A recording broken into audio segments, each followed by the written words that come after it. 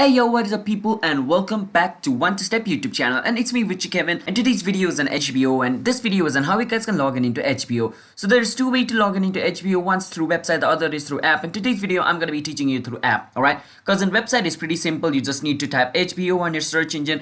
After searching for it, the first option is gonna show you the HBO's, official website. You wanna click on the first option, go to its website, log in into your account, you're done. And in app it's similar, you need to download HBO app from Play Store or any, app store, alright? After downloading it, it's gonna look just like this. So you want to open it.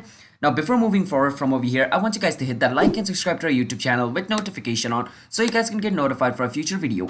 And if you guys have any question, you can ask us in the comment. I'll be happy to answer you guys. So for those people who do not know HBO is an American TV channel. So basically if you guys have paid for it or like you guys have an HBO account, then you guys can log in through your website or your app version to watch TV series and movies exclusive to HBO. Alright, so how you guys can do that is I just showed you. Open your HBO app. Now once you're over here, you need to enter the email of your HBO account and password of your HBO account.